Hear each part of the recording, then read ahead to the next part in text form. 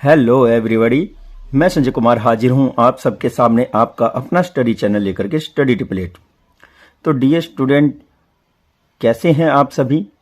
आप लोगों को आपके अपने स्टडी टिपलेट चैनल के द्वारा जो वीडियोस प्रोवाइड करवाई जा रही हैं वो आप लोगों को कैसी लग रही हैं? इनमें आप अगर और भी कोई बदलाव या सुधार चाहते हैं, आप कमेंट बॉक्स के जरिए हमें कमेंट करें। उम्मीद करते हैं एक एक वीडियो हमारे सभी स्टूडेंट के लिए एक बहुत ही ज़्यादा लाभप्रद रहती हैं और बहुत सी जो स्टूडेंट हैं हमारे, वो कहीं ना कहीं अब हमारे देश के विभिन्न क्षेत्रों में जो वैकेंसीज निकली हुई थी उनके फाइनल रिजल्ट में सिलेक्ट होते जा रहे हैं। और यहाँ हम बात करेंगे आप के अपने हरियाणा स्टेट में निकली जो वैकेंसीज हैं जो कि लंबे समय से कोरोना काल के बाद निकली थी, और जैसे ही ये भर्तियां इनका प्रोसेस आगे बढ़ता है, एग्ज़ाम कंडक्ट करवाने की चेष्टा की जाती है, तभी कोई न कोई केस इन पर हो जाता था। अब बहुत ही ज़्यादा समय बीत जाने के भी बाद ये एक बहुत ही क्रिटिकल विषय बन चुका है कि कब पूरी होंगी हरियाणा स्टेट की जितनी भी वैकेंसीज हैं, जो एचएससी और एचपीएससी हो या फिर वो किसी भी तरह से डिपार्टमेंटल जो जॉब होती हैं वो कब पूरी होंगी। हम यहाँ बात करते हैं टीजीटी जो भर्ती है उसका लगभग कंप्लीट हो चुका है पूरा का पूरा प्रोसेस। फिर भी ये जो आर्थिक मापदंड के 5 नंबर हैं सोशियो इकोनॉमिक के आधार पर वो दिए जाते हैं, उसको चैलेंज किया गया है। तो यहाँ हमारा जो चैलेंज करने का अधिकार है वो संवैधानिक रूप से हमें मिलता तो है, लेकिन हम सरकार की पॉलिसी को जो चुनौती देते हैं उसमें ज़्यादातर जो कोर्ट होता है उसके खिलाफ डिसीजन बहुत ही कम देता है। सोचने की बात यह है कि जितनी भी भर्ती हैं उनमें गवर्नमेंट जो सेंट्रल गवर्नमेंट है उसी के अकॉर्डिंग रिजर्वेशन का प्रावधान किया गया है। फर्क सिर्फ इतना है कि हरियाणा गवर्नमेंट ने उसी रिजर्वेशन के तहत अपनी विधानसभा में सभी मंत्रियों के साथ बैठ करके ये डिसीजन लिया गया और फिर वहां से ये पास भी हुआ है। पास हुआ है इसका मतलब हरियाणा के व्यक्ति जो जितने भी लोग हैं वो सिटीजन्स अपने रिप्रेजेंटेटिव्स के माध्यम से इसको समर्थन करते हैं। तो यहाँ पर हम ये भी देख सकते हैं कि जो क्राइटेरिया इन भर्ती में हमारी गवर्नमेंट ने तय किया है कि भी जो ईडब्ल्यूएस है, सीबीसी है या बीसीबी है, ए है, एससी एसटी है, उनमें जो भी रिजर्वेशन है उसके आधार पर भर्तियां तो चल ही रही हैं। लेकिन इस गवर्नमेंट की विशेषता क्या रही है, तो वो हम आज बारीकी से इसको जानने का प्रयास करते हैं। इससे पहले बहुत सी गवर्नमेंट थी, यही एचएससी था, बस जो इसके अध्यक्ष होते थे, जो प्रधान होते थे वो बदलते रहते थे। तो उनमें और आज के जो पॉलिसी है उसमें क्या डिफरेंस है? पहले जो पॉलिसीज थी उसमें देखिए आपको याद होगा कि भाई भूपेंद्र सिंह हुड्डा के समय में भी कुछ जातियों को अलग से इकोनॉमिकली जो बैकवर्ड का दर्जा था वो दिया गया था, जिसे ईबीपीजी का नाम दिया गया। और वो जो ईबीपीजी था वो भी आर्थिक आधार के अनुसार ही वैकेंसीज में छूट दी जाती थी और वहाँ तो 10 नंबर की दी जाती थी। अब वहाँ इसके ऊपर बहुत ही ज़्यादा प्रभावशाली ये देखा गया। तो इसी तरह से इस गवर्नमेंट ने भी जो प्रेजेंट में चल रही है इसने भी इसी आधार पर ऐसा ही एक प्लान तैयार किया और ईडब्ल्यूएस हो या कोई भी कैटेगरी हो उसके गरीब लोगों को, गरीब परिवार के बच्चों को वो जॉब देने में थोड़ी मदद करते हैं। अब हम बात करते हैं कि इसका विरोध क्यों हो रहा है। इसका विरोध इसलिए हो रहा है कि 2 कारण हो सकते हैं। एक तो इन्होंने जो परिवार पहचान पत्र की इनकम है उसके माध्यम से गरीबी का आकलन किया और गरीबी के आधार पर बच्चों को नौकरी देना शुरू कर दी। अब जिनके पास इस क्राइटेरिया से ऊपर की इनकम है उनको परेशानी होनी ही थी।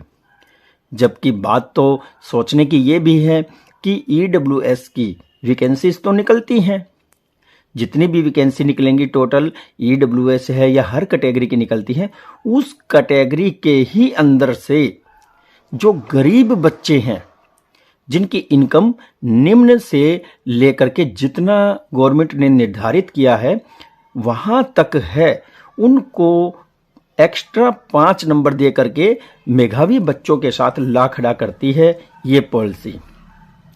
अब यहाँ प्रॉब्लम ये हो गई कि जो मेधावी बच्चे हैं वो ये सोचते हैं कि पूरी जॉब के लिए तो तैयारी हम करते हैं और एक्स्ट्रा 5 नंबर लेकर के ये जॉब ले जाएंगे।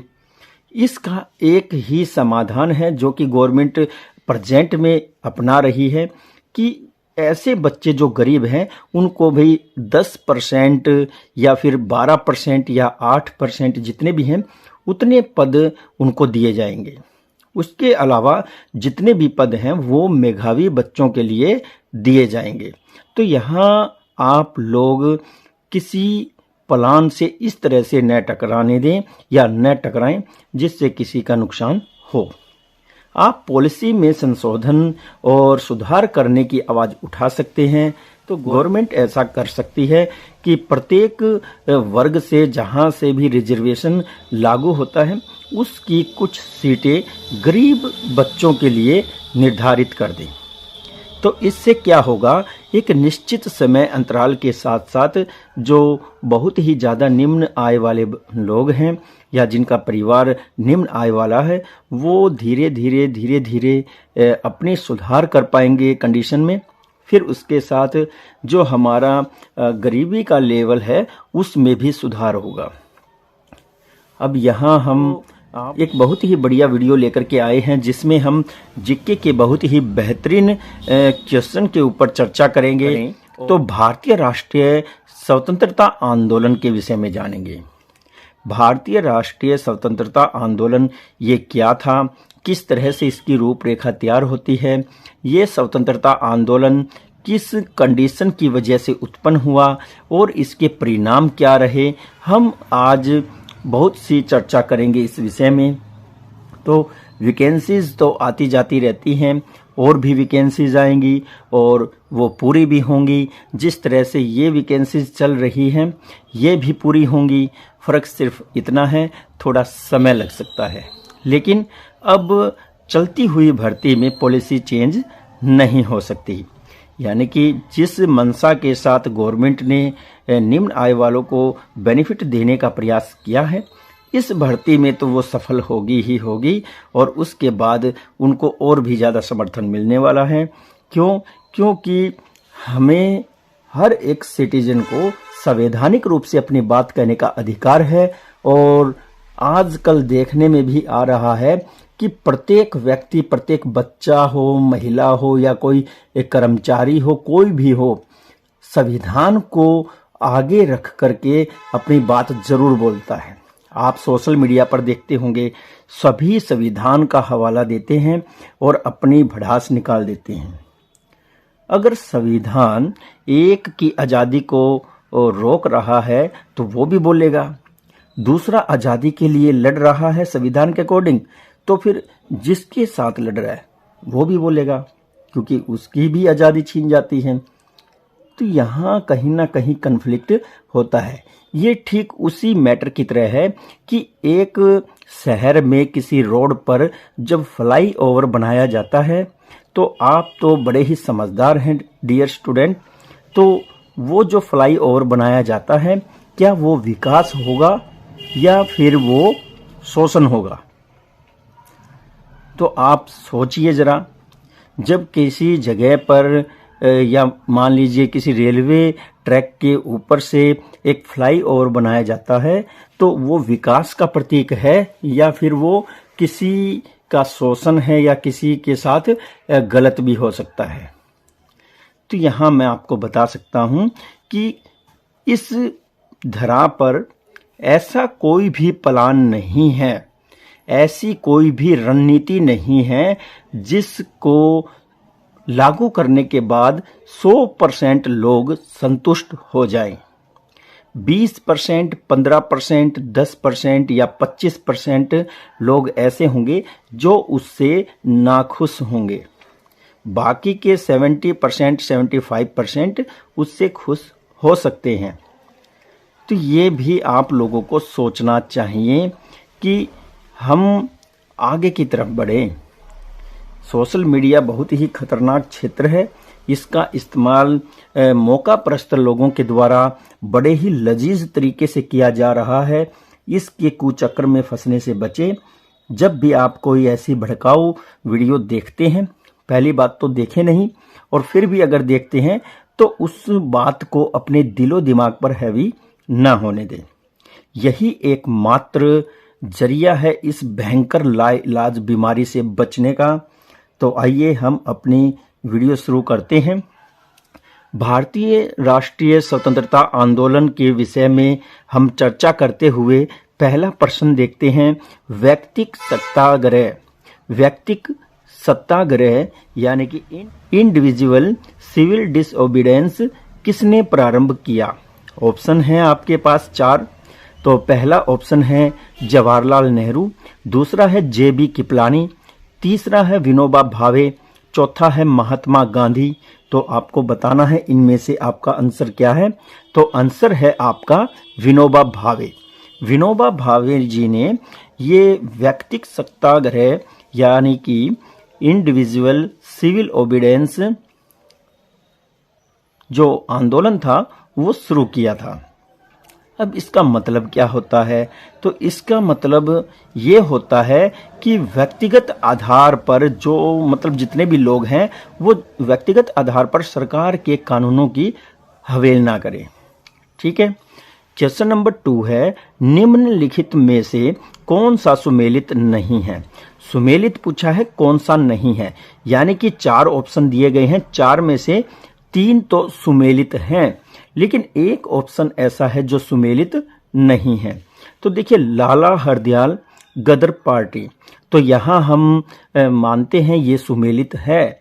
लाला हरदयाल गदर पार्टी के सेक्रेटरी रहे हैं, सचिव रहे हैं। और फिर दूसरा ऑप्शन है भूपेंद्र नाथ दत्त, आजाद हिंद फौज के सैनिक। तो यहाँ पर भूपेंद्र नाथ दत्त की बात कही गई है। स्वामी विवेकानंद यानी कि नरेंद्र दत्त जिनका बचपन का नाम था, उनके भाई भूपेंद्र नाथ दत्त और आजाद हिंद फौज के सैनिक रहे हैं। ये भी सही सुमेलित है। फिर है ऑप्शन सी, महादेव गोविंद रानाडे।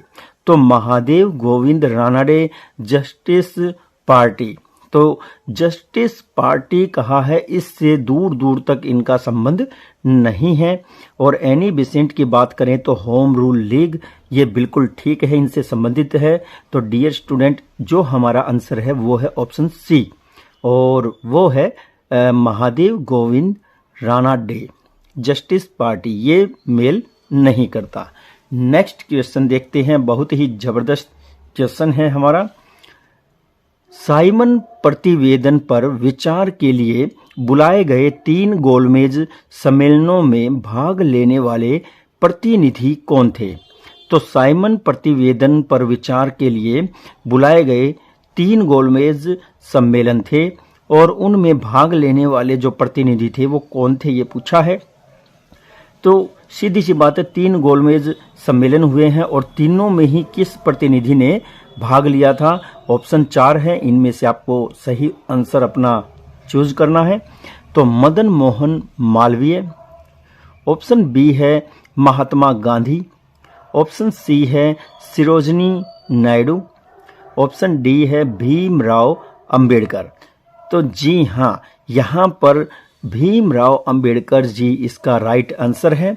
जितने भी साइमन प्रतिवेदन के लिए 3 ये गोलमेज सम्मेलन बुलाए गए थे, और इन तीनों में ही प्रतिनिधि के रूप में भाग लिया था भीमराव अंबेडकर जी ने।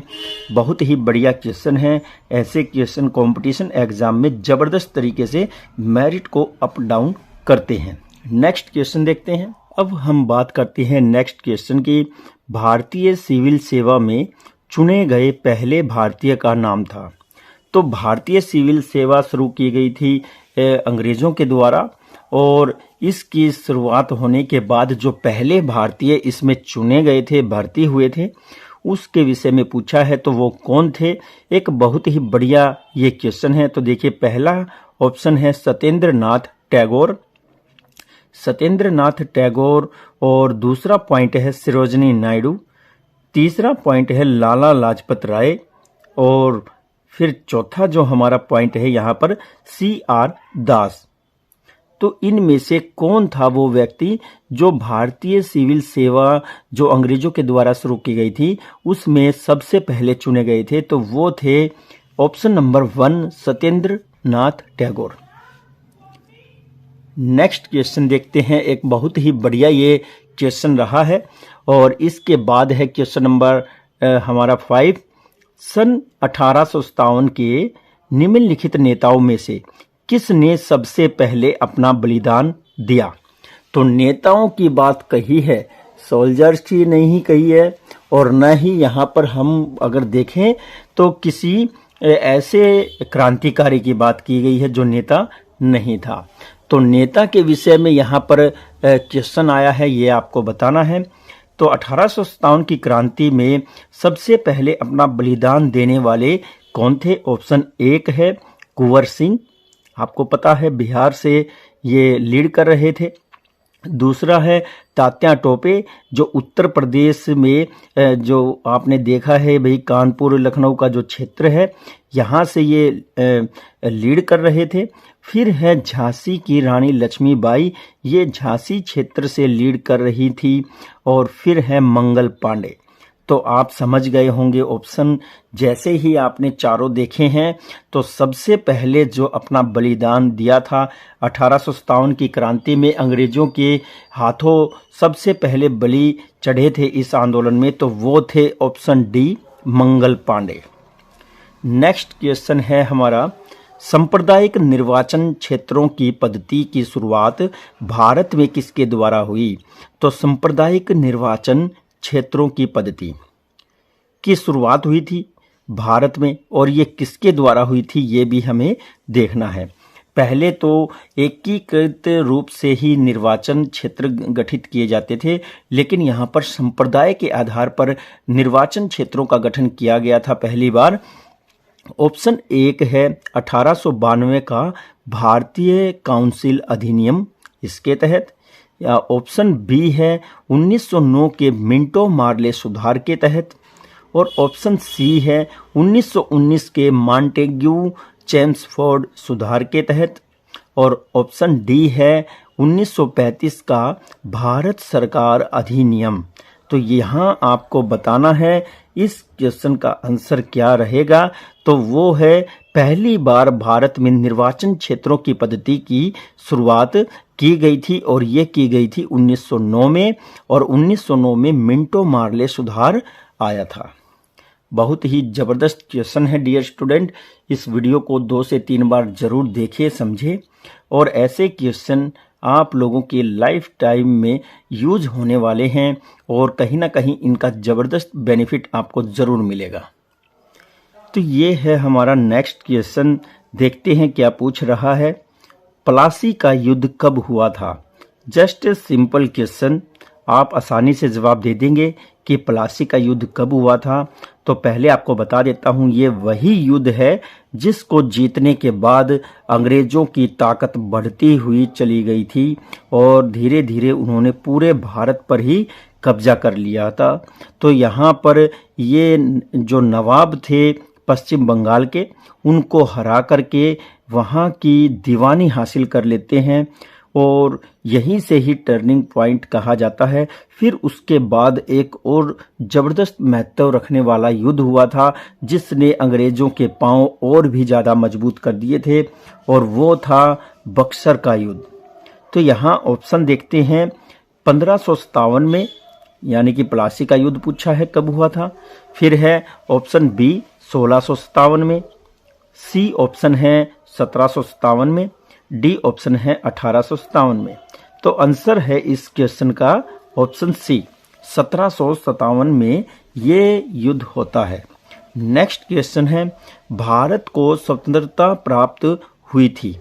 तो भारत को स्वतंत्रता प्राप्त हुई थी ये पूछा गया है, बहुत ही ज़बरदस्त ये क्वेश्चन है।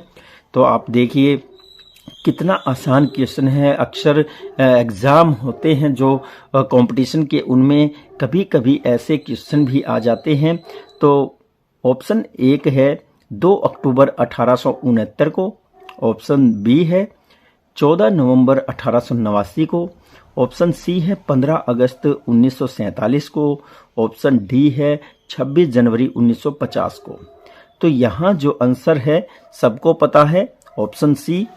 नेक्स्ट क्वेश्चन देखते हैं, और क्वेश्चन हमें जो कह रहा है, I want the culture of all lands to be blown about my house as freely as possible.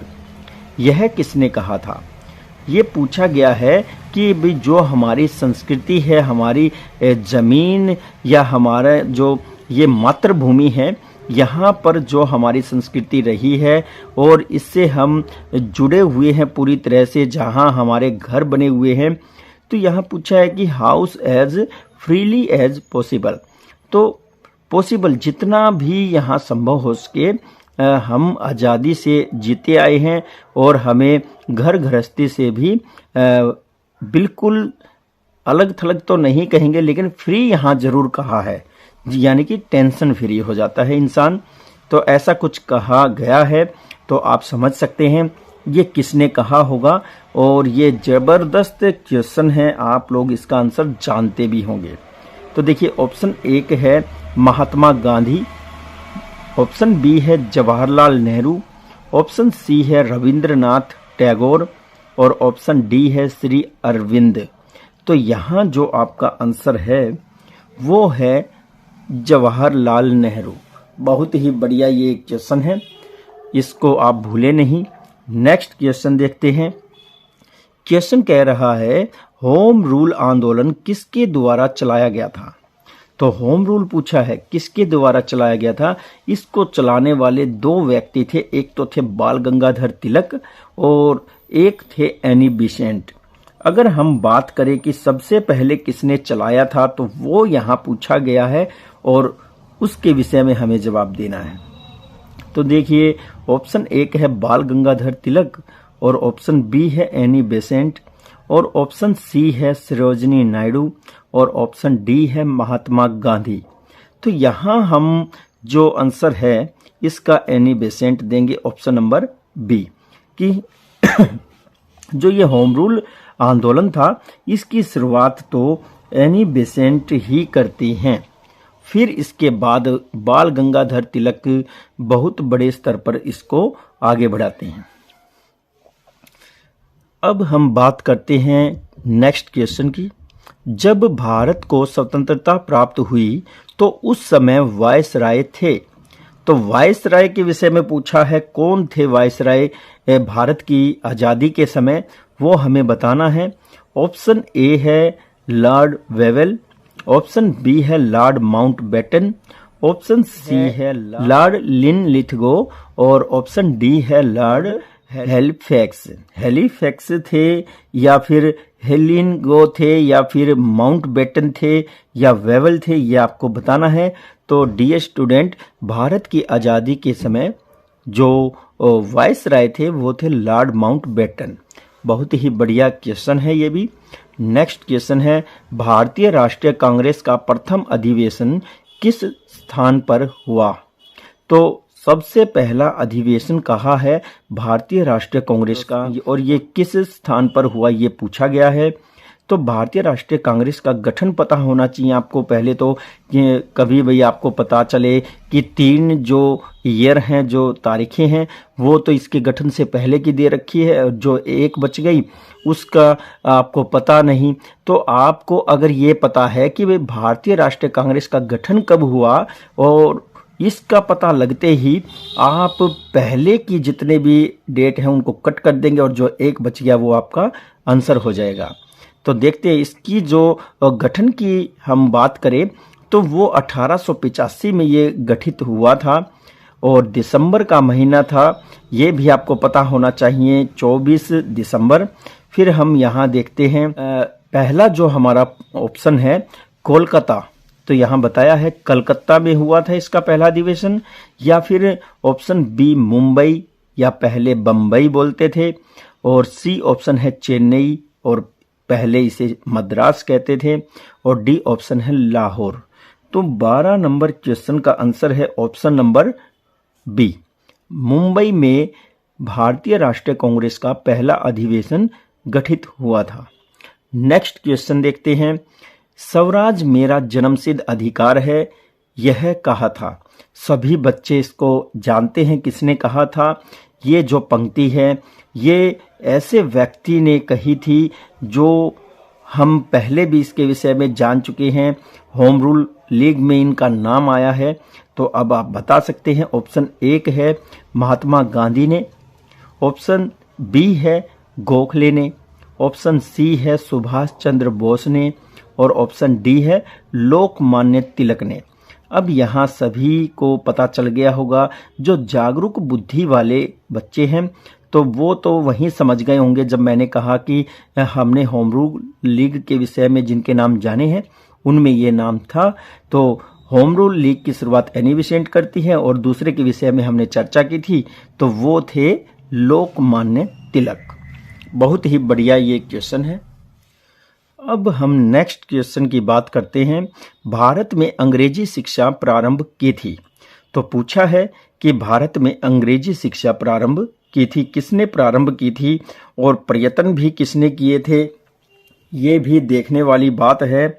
यहाँ हम देखते हैं ऑप्शन, तो पहला ऑप्शन है लॉर्ड कर्जन ने, ऑप्शन बी है लॉर्ड मैकाले ने, ऑप्शन सी है लॉर्ड डलहौजी ने, और यहाँ पर ऑप्शन डी है लॉर्ड माउंटबेटन ने। लॉर्ड माउंटबेटन आज़ादी के समय थे, कट हो गया। फिर इसके बाद कर्जन है, डलहौजी है, ये पहले हुए हैं, है ना। ये पहले कब हुए हैं, जब हमारी ट्रेन आती है, पहली ट्रेन चलती है उस समय की बात है।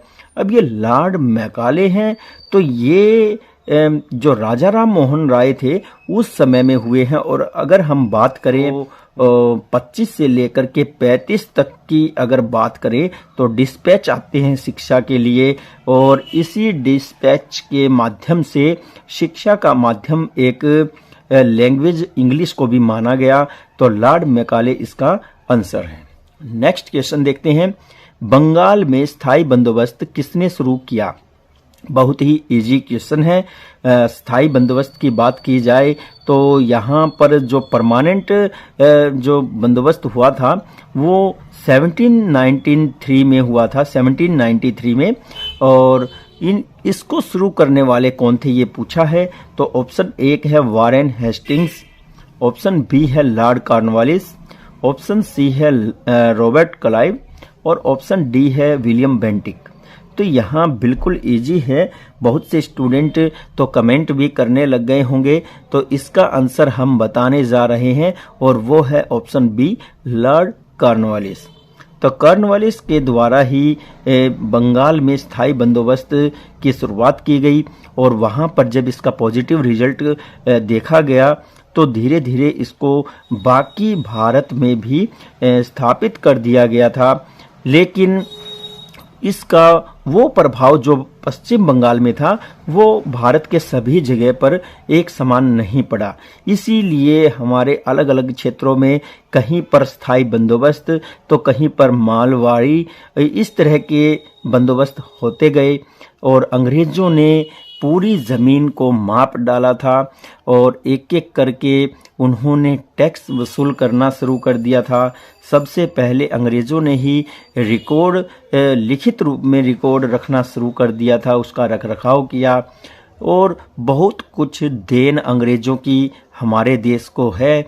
उन्होंने क्या क्या दिया है, हमें शिक्षा का माध्यम दिया है, उन्होंने हमें एक अच्छी प्रणाली दी है जिससे सर्विस दी जा सके। फिर सिविल सर्विसेज जिसकी बात हम कर रहे हैं, और फिर उन्होंने जो इंफ्रास्ट्रक्चर है, चाहे तो वो उद्योग का हो या फिर वो सर्विस सेक्टर का हो, जैसे कि ट्रेन को लाना, तो इस तरह से उन्होंने बहुत कुछ किया है।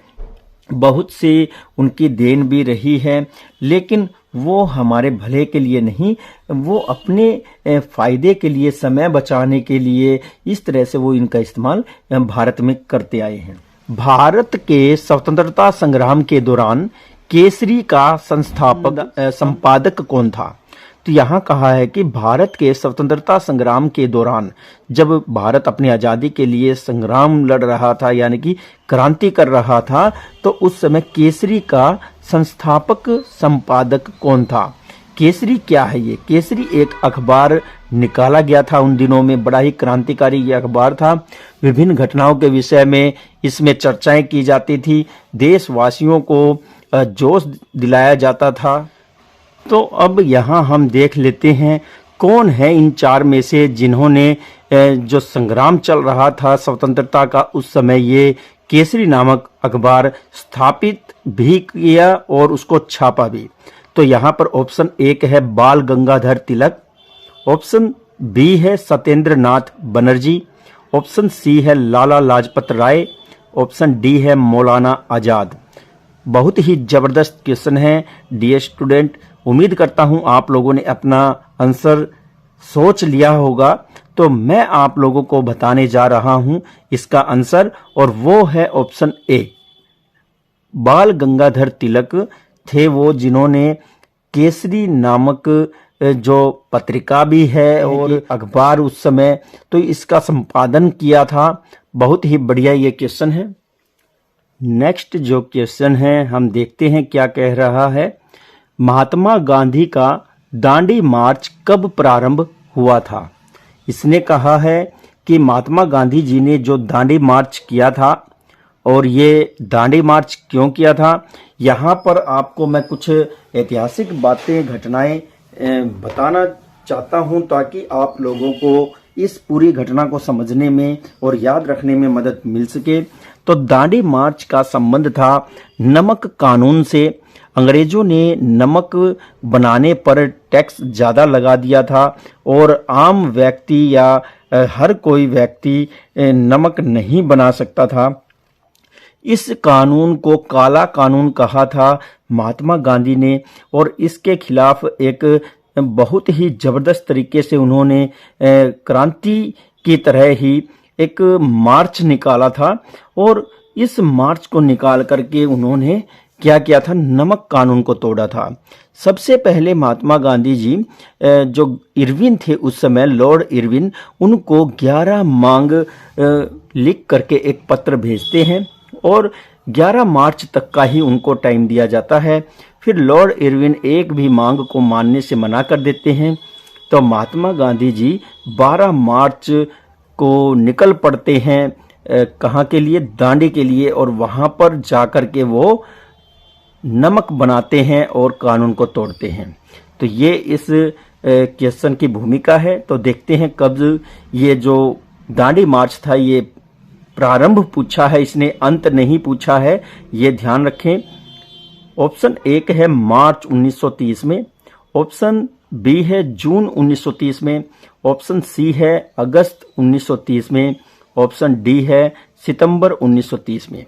तो यहाँ पर अगर हम बात करें, वो जो मांग पत्र दिया था, जो 11 मांगे थी उसमें, तो 11 मार्च का उसमें टाइम दिया था। तो ये आपको ध्यान रखना है, और 11 मार्च का टाइम दिया था, तो मार्च 1930 में ये शुरू होती है। नेक्स्ट क्वेश्चन देखते हैं। जन गण मन कब और कहां पर सर्वप्रथम गाया गया था? तो जन गण मन ये कहाँ लिखा गया और कहाँ पर ये छपा और कहाँ से लिया गया और कब सबसे पहले इसको गाया गया था, ये हमें बताना है। तो ऑप्शन एक है 1947 दिल्ली में, ऑप्शन बी है 1950 दिल्ली में, ऑप्शन सी है 1931 कोलकाता में, ऑप्शन डी है 1911 कलकत्ता में। तो देखिए, ये जो हमारा जनगण मन है, गीतांजलि नामक जो पुस्तक लिखी थी, आपको पता है किसने लिखी थी? और जिसने भी ये गीतांजलि नामक पुस्तक लिखी थी, तो मेरे प्यारे विद्यार्थियों, आप लोगों को कमेंट बॉक्स में उसका नाम जरूर लिख करके भेजना है, और फिर हम आपका नाम हमारी आने वाली नेक्स्ट वीडियो में जरूर बताएंगे। तो कौन थे जिन्होंने गीतांजलि नामक पुस्तक को लिखा था, और यहीं से ही जन गण मन, जो हमारा राष्ट्रीय गान जिसे हम बोलते हैं, नेशनल एंथम जिसे बोलते हैं, ये लिया गया है। और इसको सबसे पहले कब और कहां गाया गया था, ये हमारा यहाँ क्वेश्चन पूछा गया है। तो इस क्वेश्चन का आंसर जो है वो है ऑप्शन डी, 1911 कलकत्ता में जन गण मन सबसे पहले गाया गया था। अब हमारा जो नेक्स्ट क्वेश्चन है, बड़ा ही आसान और बहुत ही यूजफुल क्वेश्चन है। पंजाब का शेर कहा गया है, तो पंजाब का शेर किसे कहा गया है, ये आपको बताना है। ऑप्शन ए है गुरु गोविंद सिंह को, ऑप्शन बी है महाराजा रंजीत सिंह को, ऑप्शन सी है लाला लाजपत राय को, और ऑप्शन डी है शहीद भगत सिंह को। तो हमारे कुछ ऐसे युवा जो बहुत ही ज़्यादा इम्प्रेस रहते हैं, शहीद भगत सिंह जी के भी क्रांतिकारी थे, और इन्होंने अपने देश के लिए अपना सब कुछ बलिदान कर दिया। हंसते हंसते वो फांसी पर झूल जाते हैं। तो उनसे प्रेरित तो होना ही चाहिए, लेकिन इतना भी न हो कि हर क्वेश्चन का जवाब आप उन्हीं का ही नाम सोचते रहें। तो यहाँ पर आपको हिस्ट्री को बड़े ही अच्छे से पढ़ना है, और किसी भी आप ऐसी घटना, दुर्घटना या फिर किसी क्रांतिकारी के विषय में पढ़ते हैं, या फिर आप समाज सुधार आंदोलन के विषय में पढ़ते हैं, तो उसमें इतना न डूबे कि प्रेजेंट में नुकसान उठा बैठे। तो ये आपको ध्यान रखना है डियर स्टूडेंट। यहाँ पर जो आपका आंसर रहने वाला है वो है ऑप्शन नंबर सी, लाला लाजपत राय को पंजाब का शेर कहा गया है। तो यहाँ पर जो भगत सिंह की अगर हम बात करें, तो शहीदे आजम के नाम से इनको जाना जाता है। शहीदे आजम हैं, और इनका कोई भी ऋण नहीं उतार सकता। इन्होंने जो अपने देश के लिए किया है, हम सत सत नमन करते हैं इनके बलिदान को, इनकी शहादत को। और इनका नाम लेकर के जो हमारे युवाओं को अपनी विचारधारा के अनुसार आक्रोशित बनाना चाहते हैं, उनको जोशीला बनाना चाहते हैं, उनको गर्म करना चाहते हैं यूज करने के लिए, अपने पॉलिटिकल मैटर के लिए, अपने हथकंडे जो भी वो अपनाते हैं उसके लिए। तो यहाँ पर मैं अपने डियर स्टूडेंट्स को यही सलाह देना चाहूँगा कि किसी भी ऐसी जो भड़काऊ वाली वीडियोस हैं जो आप यूट्यूब और फेसबुक या सोशल मीडिया पर देखते हैं, उनसे बहुत ही ज़्यादा अलर्ट रहें। आप लोग इन शहीदों का ऋण नहीं चुका सकते, मैं भी इन शहीदों का ऋण नहीं चुका सकता, और अनंत काल तक जब जब इस पृथ्वी पर जो भी मानव होगा वो भी इन शहीदों का ऋण नहीं चुका सकता जो भारत के हैं। तो ध्यान रखना इस बात का, हम न तो किसी से पीछे की घटनाओं के हिसाब से वापस लें, और न ही हम पीछे की घटनाओं के हिसाब से किसी को ज़्यादा दें।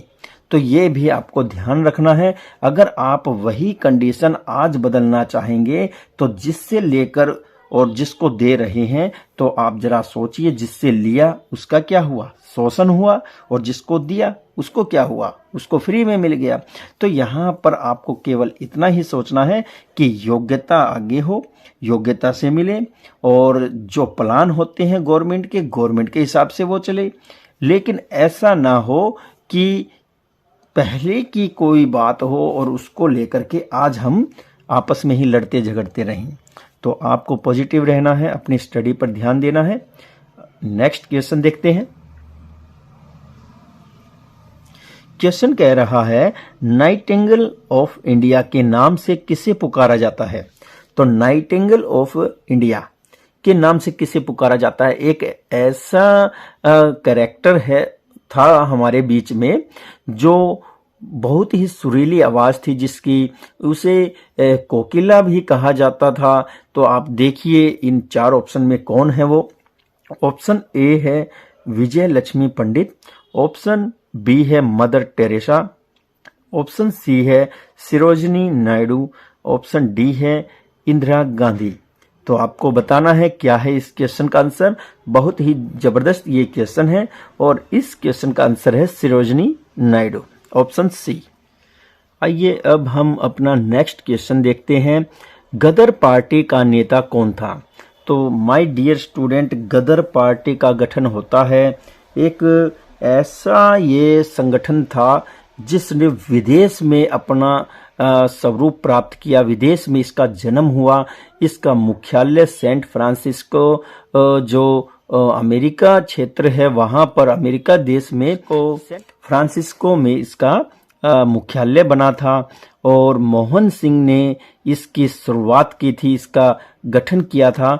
लेकिन यहाँ क्वेश्चन को आप समझे, गदर पार्टी का नेता कौन था? केवल नेता पूछा, उसमें बहुत सारे शामिल थे, भकना जी थे। इसमें आप अगर पढ़ेंगे गदर पार्टी के नाम से तो बहुत ही अच्छे से आप समझ जाएंगे। और 9th क्लास की जो हिस्ट्री है प्रेजेंट में, उसका चैप्टर नंबर 4 इसके विषय में बहुत ही अच्छे से जानकारी दे रहा है। तो आप एक बार उसको जरूर पढ़ें। और हमने भी वीडियो 9th क्लास के चैप्टर नंबर 4 की अपलोड की हुई है। पूरे चैप्टर को आप अच्छे से सुन सकते हैं। बड़ा ही जबरदस्त जीके का भंडार है ये चैप्टर। तो देखिए यहाँ पर ऑप्शन ए है भगत सिंह, ऑप्शन बी है लाला हरदयाल, ऑप्शन सी है बाल गंगाधर तिलक और ऑप्शन डी है बी.डी. सावरकर। तो यहाँ देखिए डियर स्टूडेंट, मैंने कहा कि इसकी स्थापना किसने की थी? सोहन सिंह ने की थी। और जो लाला हरदयाल हैं वो यहाँ पर सेक्रेटरी इसके रहे हैं। तो लाला हरदयाल इसके नेता थे। नेक्स्ट क्वेश्चन है, निम्नलिखित महिलाओं में से कौन अखिल भारतीय कांग्रेस की सर्वप्रथम अध्यक्ष हुई? तो 4 ऑप्शन दिए गए हैं और इन महिलाओं में से बताना है कि अखिल भारतीय कांग्रेस की सबसे पहली अध्यक्षा यानी कि महिला अध्यक्ष रही हैं। तो वो कौन थी ये हमें बताना है। तो ऑप्शन देख लेते हैं। नेली सेनगुप्ता, ऑप्शन बी है सरोजिनी नायडू, ऑप्शन सी है एनी बेसेंट और ऑप्शन डी है कमला देवी चट्टोपाध्याय। तो डियर स्टूडेंट, 22 नंबर क्वेश्चन हमारे इस वीडियो का। और इससे पहले के जो हमने पहला पार्ट वीडियो का को प्रोवाइड करवाया है उसमें 15 क्वेश्चन थे और बड़े ही ज्ञानप्रद वो क्वेश्चन थे। हम यहाँ उसी की ही इस सीरीज में हम इस क्वेश्चन का आंसर आपको बताने जा रहे हैं। तो इसका आंसर है एनी बेसेंट। बहुत ही जबरदस्त ये क्वेश्चन है। अब नेक्स्ट क्वेश्चन है, पंजाब में अहमदिया आंदोलन किसने प्रारंभ किया? बहुत ही जबरदस्त ये क्वेश्चन है अहमदिया आंदोलन के विषय में और इसकी शुरुआत पंजाब में हुई थी और 9th क्लास की हिस्ट्री से ही संबंधित ये पर्सन है। बहुत ही जबरदस्त जीके का भंडार है। हमारी जो ऐतिहासिक घटनाएं हैं, जितने भी महत्वपूर्ण क्वेश्चन हैं 9th क्लास में तो जबरदस्त है। तो यहाँ देखिए ऑप्शन 1 है सर सैयद अहमद, ऑप्शन 2 है यहाँ पर एस खुदा बख्श और ऑप्शन 3 है बदरुद्दीन तेबजी और ऑप्शन डी है मिर्जा गुलाम अहमद। तो यहाँ पर जो ये क्वेश्चन है इसका आंसर है मिर्जा गुलाम अहमद। पंजाब में अहमदिया आंदोलन को शुरू करने वाले थे। नेक्स्ट क्वेश्चन है हमारा, भगत सिंह को निम्नलिखित में से किस कारण फांसी की सजा दी गई थी? तो यहाँ भगत सिंह से संबंधित फिर से एक क्वेश्चन आया है और वहाँ मैंने आपको बताया था कि फांसी दी गई थी और कारण यहाँ पूछा गया है कि भगत सिंह को निम्न में से किस कारण से फांसी दी गई थी। तो डियर स्टूडेंट, आपको मैं एक भूमिका बना करके बताना चाहूँगा। उससे पहले हम ऑप्शन देखते हैं। ऑप्शन ए है वंदे मातरम आंदोलन में भाग लेने के कारण, ऑप्शन बी है जलियांवाला बाग की घटना में भाग लेने के कारण, ऑप्शन सी है कलकत्ता षड्यंत्र में भाग लेने के कारण, और ऑप्शन डी है जनरल जो सैंडर्स थे उनकी हत्या करने के कारण। तो यहाँ पर आपका आंसर तो हम बताएंगे ही, लेकिन बता देते हैं ये जो फांसी है इसका संबंध जो साइमन कमीशन था उसके आंदोलन से है। अब आप कहेंगे साइमन कमीशन से आंदोलन से किस प्रकार से संबंधित है भगत सिंह की फांसी? उसमें तो भगत सिंह थे ही नहीं। बिल्कुल, उस आंदोलन के समय जब ये साइमन गो बैक के नारे लगाए जा रहे थे कि साइमन कमीशन भारत में आ रहा था, तो उस आंदोलन में जो घटना घटी थी उस घटना की वजह से भगत सिंह आक्रोशित हो गए थे। उस आंदोलन में एक ऐसे व्यक्ति थे जिनको भगत सिंह बहुत ही ज़्यादा करीब थे, दिल से करीब थे, उनको अपना राजनीतिक गुरु मानते थे, अपना आइडल मानते थे। और वो व्यक्ति जो साइमन कमीशन गो बैक के नारे लगाते हुए आम जनता को पीछे रखते हैं और खुद अंग्रेजों के सिपाहियों के सामने जाकर के खड़े होते हैं और जोर जोर से नारे लगाते हैं साइमन कमीशन गो बैक। फिर अंग्रेज सरकार ऑर्डर दे देते हैं, उस समय जो अफसर थे सिपाहियों को, और सिपाही जाकर के फिर भीड़ पर लाठी डंडों से प्रहार करते हैं। तो सबसे ज़्यादा और सबसे पहले जो लाठियां खाने वाले थे, जो डंडे पड़े थे, वो हमारे शेरे पंजाब थे लाला लाजपत राय। उनके ऊपर एक के बाद एक डंडे पड़ते रहे और वो एक ही बात कहते रहे, साइमन कमीशन गो बैक। इस तरह से लहूलुहान होने के बाद जब उनको अस्पताल ले जाया जाता है तो वहाँ पर उनको इलाज के दौरान ही उनकी मृत्यु हो जाती है। और ये खबर जैसे ही आग की तरह फैलती है तो भगत सिंह आक्रोशित हो जाते हैं और वो एक तिलमिला जाते हैं ना, मतलब जैसे कि एक दीपक की लो है वो फड़फड़ाने लगती है, इस तरह से तिलमिला उठे और उन्होंने प्रण लिया कि हम लाला जी की हत्या का बदला जरूर लेंगे। इसी के तहत उन्होंने उस व्यक्ति को मार डाला था और जिसकी वजह से भगत सिंह को अरेस्ट किया जाता है। और इस हत्याकांड के दौरान इनके साथ और भी इनके साथी थे, जिनमें से 2 और साथी जिसे हम जानते हैं कि इनके साथ फांसी दी गई थी, राजगुरु और बटुकेश्वर दत्त, और बाकी के जो थे वो फरार थे, जैसे कि चंद्रशेखर आजाद, आप जानते ही होंगे। तो डियर स्टूडेंट, इस घटना की वजह से ही जो है उनको फांसी होती है। और वो घटना कौन सी थी, तो उसके लिए तो आपको पता होना चाहिए कि किसने ऑर्डर दिया था साइमन कमीशन आंदोलन के गो बैक के आंदोलन के दौरान। तो वो जो अंग्रेज अधिकारी था वो था जनरल सैंडर्स। तो जनरल सैंडर्स की हत्या करने के कारण भगत सिंह और उनके अन्य साथियों को फांसी दी गई थी। नेक्स्ट क्वेश्चन है, दिल्ली चलो का नारा संबंधित है। तो दिल्ली चलो, पूर्व की ओर चलो, ये किसने कहा? और वेदों की ओर लौटो, ये कुछ नारे होते हैं, 1-2 हमारे कंपटीशन एग्जाम में आते रहते हैं। और आप अभी स्टडी करते समय अगर 80% नारे याद कर लेते हैं तो आपको कोई प्रॉब्लम नहीं होने वाली है। तो दिल्ली चलो का नारा है वो किससे संबंधित है? ऑप्शन 1 है इंडियन नेशनल आर्मी से, ऑप्शन बी है नेशनल रिपब्लिकन आर्मी से, ऑप्शन सी है हिंदुस्तान रिपब्लिकन आर्मी से, और ऑप्शन डी है उपरोक्त में से कोई नहीं। तो यहाँ उपरोक्त में से कोई नहीं, ये ऑप्शन तो नहीं है। और हम आप लोगों को बताना चाहेंगे कि जो इंडियन नेशनल आर्मी है, इंडियन नेशनल आर्मी, इसने ही ये नारा दिया था दिल्ली चलो। और ये आर्मी का जो संगठनकर्ता थे वो हमारे नेताजी सुभाष चंद्र बोस थे।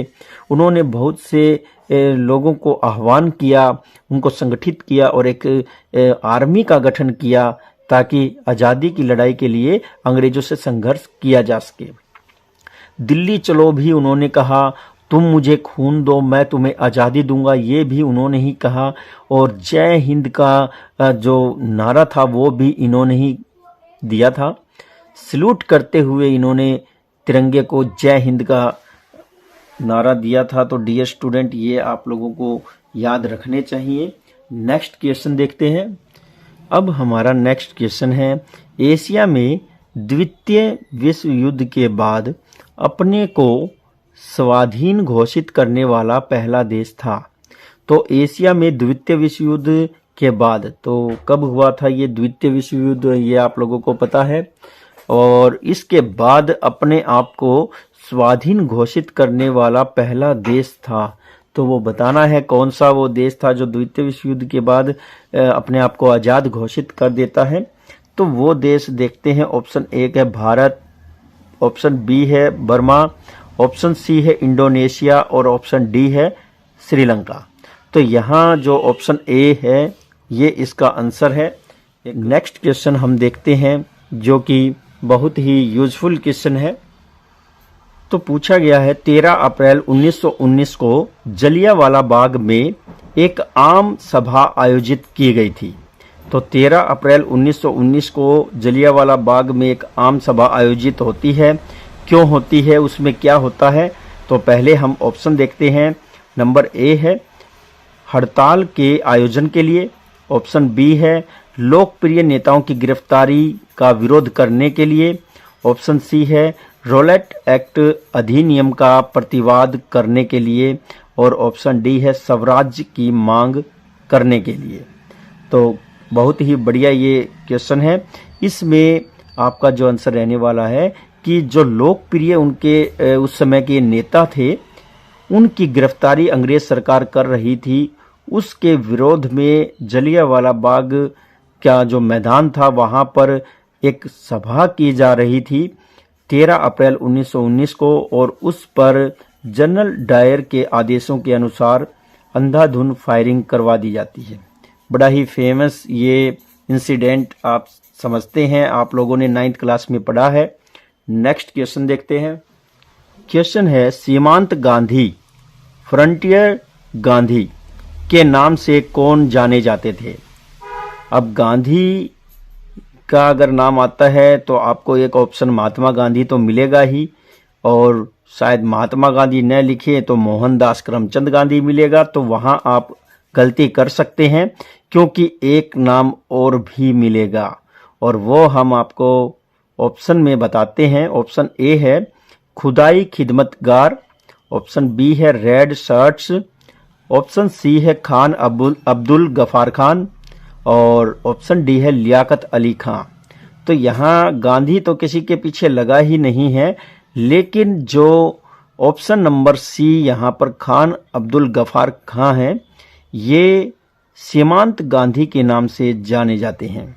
इनकी जो प्रोटेस्ट करने की, आंदोलन करने की जो रणनीतियां थी वो कहीं ना कहीं महात्मा गांधी जी की रणनीति से मैच करती थी और ठीक उन्हीं की तरह वो लीड करते थे, जनसभाओं में जाते थे। तो इनको सीमांत गांधी के नाम से जाना जाता है, खान अब्दुल गफार खान, और इनको रत्न भी मिले हैं काफ़ी जो हमारे देश के तरफ इनाम दिए जाते हैं या कोई स्मृति चिन्ह दिए जाते हैं, तो इनका नाम बहुत ही आगे है। नेक्स्ट क्वेश्चन देखते हैं। INA का गठन हुआ था। अभी हमने कुछ समय पहले पढ़ा है INA क्या है। ये INA इंडियन नेशनल आर्मी, तो इसके विषय में पूछा गया है और इसका गठन पूछा है और गठन भी कहाँ हुआ है ये पूछा है। तो सबसे पहले तो आपको पता होना चाहिए कि INA यानी कि इंडियन नेशनल आर्मी, इसका गठन किया किसने था? तो इसका गठन किया था सुभाष चंद्र बोस ने। सुभाष चंद्र बोस इसका गठन करते हैं, कहाँ करते हैं वो देखते हैं। ऑप्शन ए है जापान में, बी है बर्मा में, सी है मलाया में और डी है सिंगापुर में। तो ये जो सिंगापुर है यहाँ पर INA का गठन सुभाष चंद्र बोस करते हैं। नेक्स्ट क्वेश्चन है, एक जबरदस्त क्वेश्चन है, भारतीय राष्ट्रीय कांग्रेस के संस्थापक कौन थे? तो भारतीय राष्ट्रीय कांग्रेस के संस्थापक पूछा है। हमने आपको इससे पहले जो वीडियो में बताया है कि भाई पहली जो महिला थी भारतीय राष्ट्रीय कांग्रेस की वो कौन रही है अध्यक्ष, तो वो आपको बताया था। तो यहाँ पर संस्थापक पूछा है। ऑप्शन ए है WC बनर्जी, ऑप्शन बी है AO ह्यूम, ऑप्शन सी है महात्मा गांधी और डी ऑप्शन है एनी बेसेंट। तो यहाँ पर जो आपका आंसर है वो है option number B AO Hume. ये एक अंग्रेज अधिकारी थे, भारत में काफ़ी वर्षों से रहते हुए भारतीयों के साथ हो रही ज्यादतियों को देखकर उनके लिए कुछ करना चाहते थे।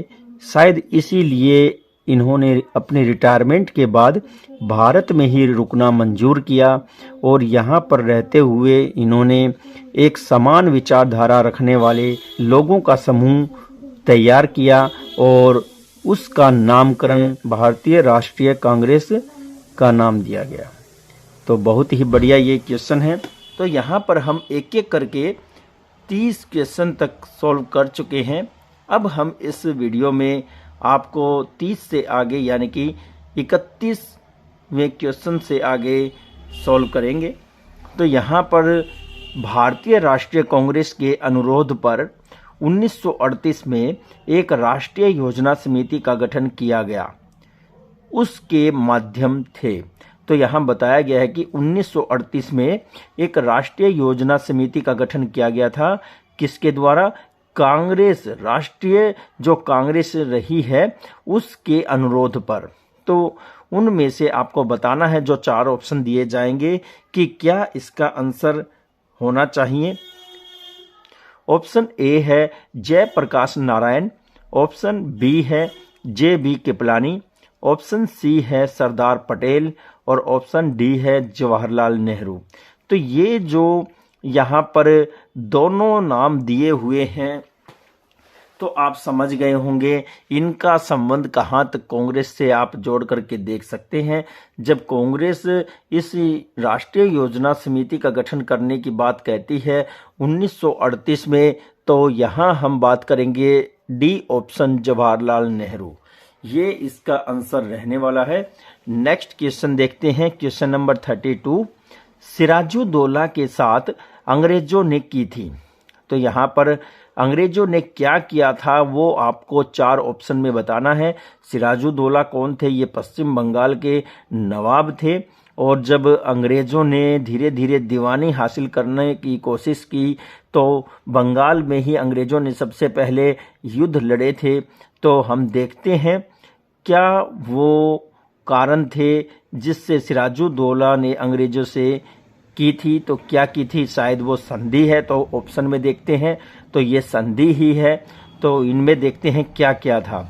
ऑप्शन 1 है अलीनगर की संधि, ऑप्शन 2 है बीजापुर की संधि और ऑप्शन 3 है मगध की संधि, ऑप्शन 4 है उपयुक्त में से कोई नहीं। तो यहाँ पर आपको बताना है क्या इसका आंसर रहेगा। तो सिराजुद्दौला ने अंग्रेजों से अलीनगर की संधि की थी, ऑप्शन ए इसका आंसर रहेगा। अब हम बात करते हैं नेक्स्ट क्वेश्चन की। तो सती प्रथा का निषेध किया गया था। ये एक बड़ी ही भयंकर प्रथा थी जो कि बड़ी बुरी तरह से हमारे समाज में फैली हुई थी। इस प्रथा में क्या होता था, डियर स्टूडेंट, जब किसी महिला का पति मर जाता था तो उसकी चिता के साथ ही वह महिला भी जो उसकी पत्नी होती थी वो सती हो जाती थी। तो आप देखिए मरे हुए इंसान को जलाते हैं तो उस जलने वाली बॉडी को तो कोई दर्द नहीं होता, लेकिन जो बाहर खड़े होते हैं उसके प्रियजन, उनको कुछ ना कुछ दर्द जरूर होता है। तो ऐसे में बाहर खड़े प्रियजन को जब दर्द फील होता है तो उस चिता में बैठे जीते जागते शरीर को कितना दर्द होता होगा। तो यहाँ पर ये प्रथा प्रचलित थी, और ये प्रथा क्यों प्रचलित थी इसका अपना ही एक कारण है। ये किसी के द्वारा शुरू तो नहीं की गई थी, लेकिन ये अपने आप ही शुरू हो जाती है। क्यों हो जाती है कि जब हमारे प्राचीन समाज में किसी महिला का जब पति मर जाता था तो उसके साथ एक अछूतों जैसा व्यवहार किया जाता था। वो महिला किसी मांगलिक कार्य में शामिल नहीं हो सकती थी, या फिर वो खुशियां नहीं मना सकती थी, रंगीन कपड़े नहीं पहन सकती थी, त्योहारों में शामिल नहीं हो सकती थी, वो किसी सार्वजनिक स्थान से सार्वजनिक रूप से इस्तेमाल होने वाली वस्तु को हाथ नहीं लगा सकती थी। ऐसे कुछ कष्ट होते थे। फिर उसके बाद उसको बासी खाना खाने के लिए या फिर घर का बचा हुआ खाना ही दिया जाता था। तो इस बदतर जिंदगी को जीने से अच्छा उन महिलाओं ने सती होना ही अच्छा समझा था। तो यहाँ पूछा गया है सती प्रथा का निषेध किया था, तो किसने किया था ये हमें बताना है। ऑप्शन एक है 1809 में, ऑप्शन बी है यहाँ पर 1829 में, ऑप्शन सी है 1929 में, और डी ऑप्शन है 1947 में। तो आप यहाँ अपना आंसर समझ गए होंगे क्या हो सकता है। इस प्रथा के समाप्त होने का जो सीधा सीधा संबंध है राजा राम मोहन राय के समय और उस समय के मौजूद अंग्रेज गवर्नर जनरल तथा अन्य हमारे समाज सुधारक जो थे उनसे सीधा सीधा संबंध है। तो ये जो हुई है ये ऑप्शन बी इसका आंसर है। 1829 में इस प्रथा को निषेध किया गया था कि अब 1829 के बाद कोई भी महिला अपने पति की चिता के साथ नहीं जलेगी।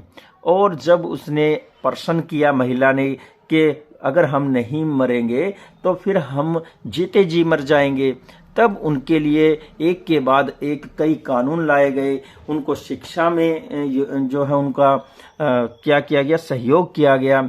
फिर उनको पुनर्विवाह की आज़ादी दी गई, विधवा विवाह जिसे कहते हैं उसकी आज़ादी दी गई।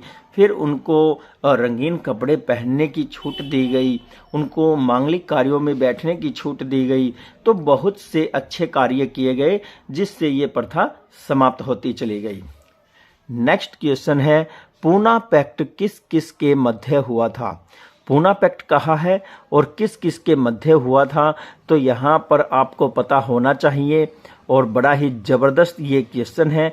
ऑप्शन ए है गांधी और मैकडोनाल्ड, ऑप्शन बी है गांधी और क्रिप्स, ऑप्शन सी है अंबेडकर और मैकडोनाल्ड, फिर ऑप्शन डी है अंबेडकर और गांधी।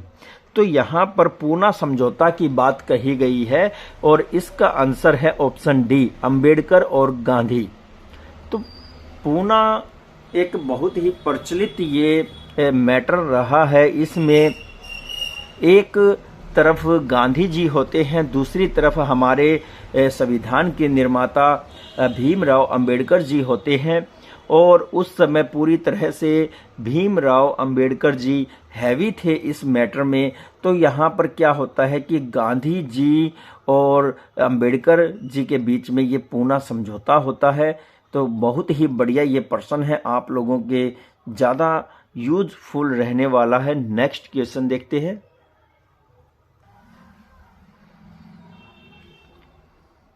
क्वेश्चन क्या कह रहा है देखते हैं। 1917 के कलकत्ता अधिवेशन में कांग्रेस अध्यक्ष थे।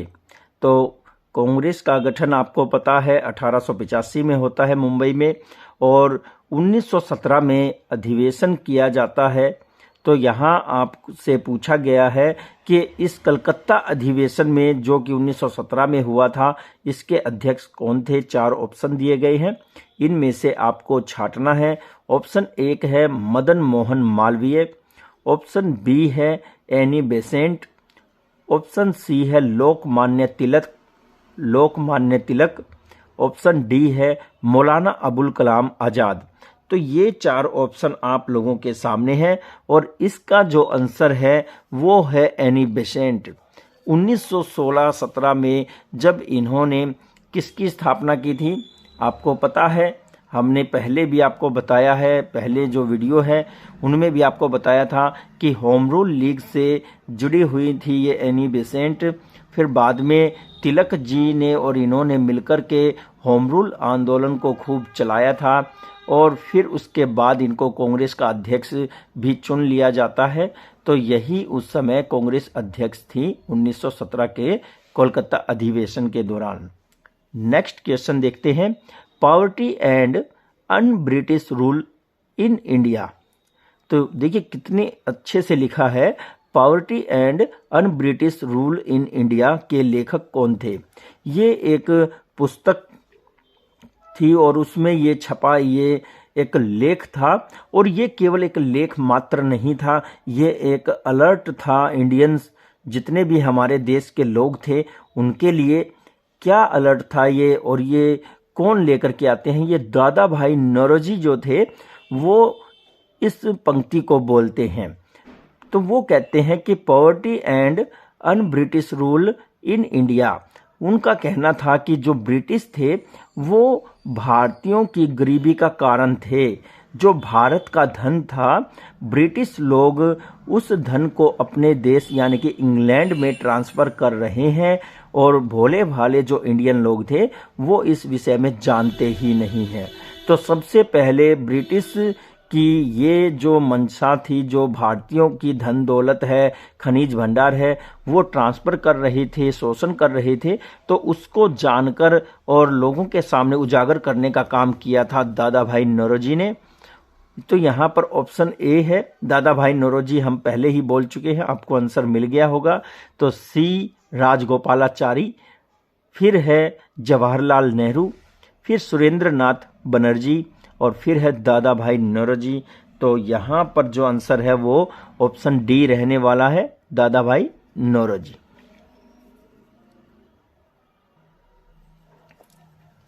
अब हम बात करते हैं नेक्स्ट क्वेश्चन की। भारतीय भाषाओं के अखबारों का दमन करने के लिए वर्नाक्यूलर प्रेस एक्ट कब बना था।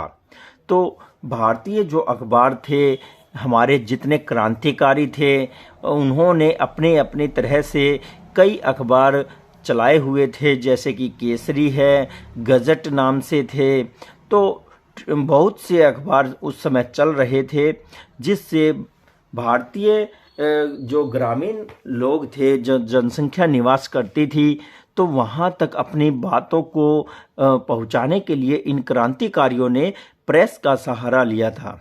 तो भारतीय भाषाओं के अखबारों को रोकने के लिए एक एक्ट लाया गया था और जिसका नाम था vernacular press act.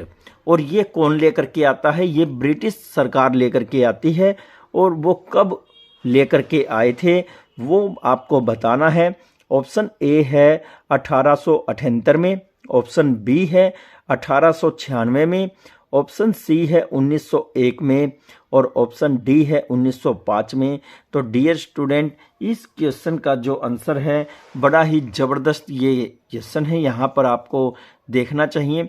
Vernacular press act के विषय में पूछा गया है और वर्नाक्यूलर जो प्रेस एक्ट है यही हमारे भारतीय अखबारों की जो लैंग्वेज थी, भारतीय भाषाओं, उनको रोकने का कार्य करता है। नेक्स्ट क्वेश्चन देखते हैं और क्वेश्चन बड़ा ही जबरदस्त है। क्वेश्चन कह रहा है भारतीय स्वतंत्रता संग्राम की निम्नलिखित घटनाओं के सही क्रम का कूट चुनिए।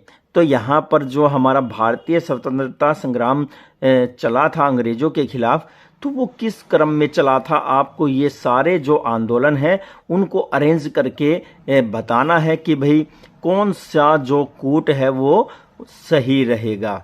तो देखिए यहाँ पर पहला जो बताया गया है वो है सविनय अवज्ञा आंदोलन, फिर है दूसरा होम रूल आंदोलन और तीसरा है भारत छोड़ो आंदोलन और चौथा है यहाँ पर असहयोग आंदोलन। तो आप लोगों के लिए एक बड़ा ही ज़बरदस्त यहाँ पर एक साथ चार चार आंदोलन दिमाग में सेट करने का मौका मिल रहा है। तो आप देखिए यहाँ पर जो बताया गया है सविनय अवज्ञा आंदोलन है, ये कब चलता है तो आपको पता होगा कि ये जो आंदोलन है दांडी मार्च से जुड़ा हुआ है, यानी कि 1930। तो ये हम यहाँ आपको बता देते हैं 1930। फिर इसके बाद दूसरा जो आंदोलन है होम रूल आंदोलन जिसे कहते हैं, ये 1916 हम यहाँ लिख देते हैं। एनी बेसेंट और फिर बाल गंगाधर तिलक से जुड़ा हुआ आंदोलन है ये। फिर इसके बाद हम देखते हैं भारत छोड़ो आंदोलन। तो ये जो भारत छोड़ो आंदोलन है ये 1942 में शुरू होता है। तो ये भी आपको पता होना चाहिए। ब्रिटिश जो है ना, तो उसमें आएगा ब्रिटिश क्विट इंडिया जो मूवमेंट है ये 1942 में शुरू होता है। और फिर उसके बाद यहाँ बताया है फोर्थ ऑप्शन में वो है असहयोग आंदोलन। तो असहयोग आंदोलन की अगर हम बात करें तो ये 2 पारियों में चलता है। तो हम लास्ट यहाँ देखते हैं तो 1922 मतलब 20 से शुरू होता है और फिर हम 21-22 इसको मान के चले तो आप इनको अरेंज कर सकते हैं। तो डियर स्टूडेंट आप देखिए अब कैसे हम इसको कूट को मिलाएंगे। तो पहले नंबर पर है हमारा होम रूल आंदोलन 1916। तो ऑप्शन 2 पहले किस में है और बी ऑप्शन में 2 पहले है। तो यहाँ सीधा सा हमारा आंसर यही बन गया है क्योंकि 2 जो ऑप्शन है वो केवल 1 में ही है। फिर भी हम देखते हैं इसके बाद जो फोर्थ है तो देखिए यही असहयोग आंदोलन जो 21-22 का, तो यहाँ पर फोर्थ आ गया। फिर उसके बाद हम देखेंगे हमारा नेक्स्ट जो पॉइंट आने वाला है वो है 1930 सविनय अवज्ञा आंदोलन, 1 नंबर यहाँ है। और फिर इसके बाद जो भारत छोड़ो आंदोलन है ये 3 नंबर सबसे आखिरी में है, सबसे लास्ट में है। तो इसीलिए 2, 4, 1, 3 ये वाला कूट यानी कि बी इसका राइट आंसर है। अब हम नेक्स्ट क्वेश्चन देखते हैं। निम्नलिखित में से कौन सा युग्म सुमेलित नहीं है? इसने कहा है कि कौन सा जो युग्म है या जोड़ा है मेल नहीं खाता है। तो वो देख लेते हैं। ऑप्शन 1 है सॉन्ड्रेस हत्या। तो सॉन्ड्रेस हत्याकांड जो होता है वो 1928 बताया है। और बी ऑप्शन है जनरल डायर हत्याकांड 1932 बताया है। और सी ऑप्शन है अलीपुर षड्यंत्र कांड 1908 बताया है। और डी ऑप्शन है काकोरी कांड, ये 1927 बताया है। तो डियर स्टूडेंट यहाँ आपका आंसर कौन सा रहेगा ये आपको देखना है। तो देखिए यहाँ जो सॉन्ड्रेस हत्याकांड बताया है 1928 ये बिल्कुल मैच करता है, ठीक है। जब साइमन कमीशन के आने पर साइमन गो बैक के नारे लगाते हुए लाला लाजपत राय मारे जाते हैं और उन पर जो लाठियां भांजी गई थी उसका ऑर्डर सॉन्ड्रेस ने दिया था।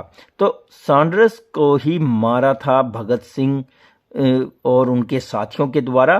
तो 1928 में ये कांड हुआ था, ये मैच करता है। फिर जनरल डायर जो कि जलियांवाला बाग हत्याकांड हुआ था उसके ये रिस्पॉन्सिबल थे। और फिर यहाँ पर जो जनरल डायर को मारा जाता है वो 1932 में, ये भी बिल्कुल ठीक है, यहाँ पर मैच कर रहा है। फिर सी ऑप्शन है अलीपुर षड्यंत्र कांड और 1908 बताया है।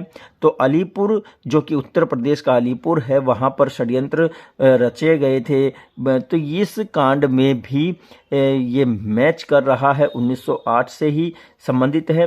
फिर काकोरी कांड है, काकोरी एक ग्रामीण क्षेत्र में ये एक घटना घटी थी जिसमें क्रांतिकारियों के द्वारा अंग्रेजों से धन लूटा गया था। तो यहाँ पर आप देखते हैं तो ब्रिटिश सरकार ने बड़ी मात्रा में क्रांतिकारियों को गिरफ्तार भी किया था। तो ये मैच नहीं कर रहा है, ये इससे पहले की घटना है, क्योंकि यहाँ पर महात्मा गांधी जी आने के बाद फिर ये दूसरे आंदोलन मूवमेंट जो हैं, अहिंसावादी जो मूवमेंट है वो शुरू हो जाते हैं। तो यहाँ पर जो ऑप्शन डी है वो इसका आंसर रहेगा। नेक्स्ट क्वेश्चन देखते हैं। अब अगर हम बात करें क्वेश्चन नंबर 40 की, तो देखिए हिंदुस्तान सोशलिस्ट रिपब्लिकन आर्मी का गठन किसने किया था? हिंदुस्तान सोशलिस्ट रिपब्लिकन आर्मी यानी कि HSRA, तो इसका गठन किसने किया था वो पूछा गया है। 4 ऑप्शन दिए गए हैं, इनमें से आपको पहचानना है। ऑप्शन 1 है वीडी सावरकर, और ऑप्शन बी है चंद्रशेखर आजाद, ऑप्शन सी है सरदार भगत सिंह, और ऑप्शन डी है रास बिहारी बोस। तो इनमें से डियर स्टूडेंट आपका आंसर क्या रहेगा वो आपको बताना है। तो INA की बात करें कि इंडियन नेशनल आर्मी की अगर हम बात करें तो उसका गठन सुभाष चंद्र बोस ने किया था। बहुत ही ज़बरदस्त तरीके से ब्रिटिश का विरोध करते थे वो। और यहाँ पर देखिए जो हिंदुस्तान सोशलिस्ट रिपब्लिकन आर्मी की बात कही गई है तो इनमें से कौन करता है? यहाँ हम वीडी सावरकर की बात करें तो अभिनव जो भारत सभा थी और अनुशीलन समिति, यहाँ इनसे संबंध रहा है। और अगर हम हिंदुस्तान सोशलिस्ट रिपब्लिकन आर्मी की बात करते हैं तो उसका संबंध चंद्रशेखर आजाद से है।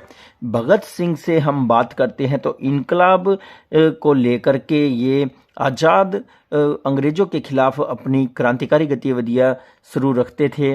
और रास बिहारी बोस की बात करें तो आज़ाद हिंद फौज का संबंध इनसे है।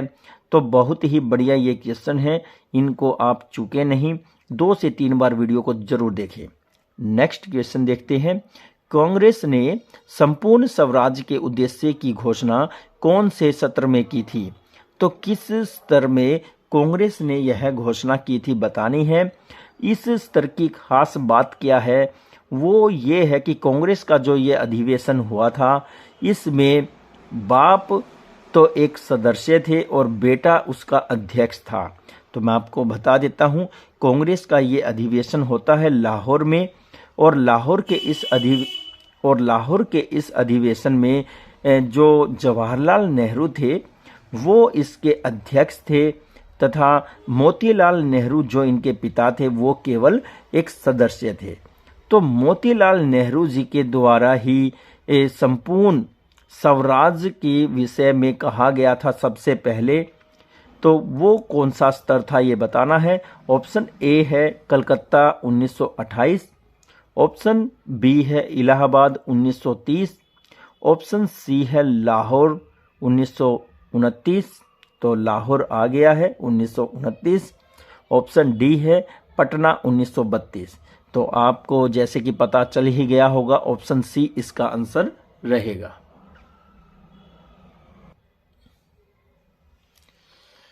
तो चलिए अब हम देखते हैं नेक्स्ट क्वेश्चन। भारत की राजधानी कलकत्ता से दिल्ली कब स्थानांतरित हुई? तो यहाँ पर एक ज़बरदस्त क्वेश्चन आप लोगों को जानने को मिलेगा कि भारत की जो पहली राजधानी थी वो जो राजधानी हमारी आज़ादी से पहले हुई है वो दिल्ली थी। फिर दिल्ली को तो वो जो हमारी पहली राजधानी हुई है अंग्रेज़ों के समय में तो वो कोलकाता थी, और कोलकाता से दिल्ली होती है। लेकिन कोलकाता से और दिल्ली के बीच एक और राजधानी बनती है, वो केवल 1 दिन की बनती है। तो डियर स्टूडेंट आप लोगों को बताना है हमें उस राजधानी का नाम।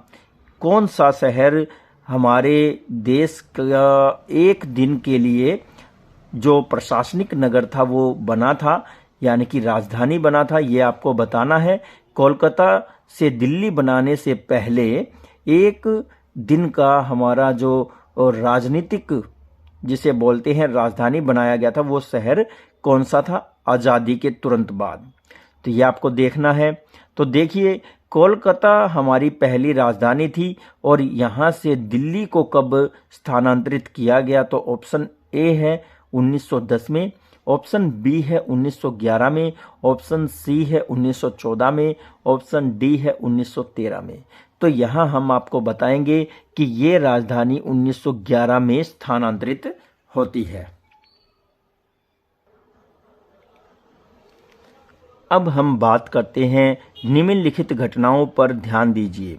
तो निम्नलिखित घटनाएं दी गई हैं एक के बाद एक, यहाँ पर 3, और उन पर ध्यान क्या देना है, उनको क्रम से लगाना है। तो देखिए नीचे कूट दिए गए हैं, वो आपको पहचानने हैं। तो सबसे पहले 1 नंबर पे है सविनय अवज्ञा आंदोलन, जो कि हमने पहले सॉल्व किया है 1930। फिर उसके बाद है यहाँ पर नंबर 2 नेहरू रिपोर्ट आती है, और फिर उसके बाद नंबर 3 पे है कम्युनल अवार्ड है। तो ये कम्युनल अवार्ड क्या था, तो ये भी आपको बताना पड़ेगा। तो इसमें क्या है कि भाई जो सांप्रदायिक जो थे, जो क्षेत्रीय, जो अलग से लोगों को चुना जाता था और उनको अवार्ड दिया जाता था उनके कार्य क्षेत्र के हिसाब से।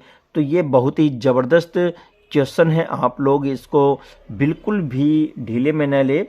तो देखिए जो पूछा है, इन घटनाओं का सही कालक्रम है। तो यहाँ पूछा है कि इन घटनाओं में से सही कालक्रम कौन सा है, वो आपको बताना है।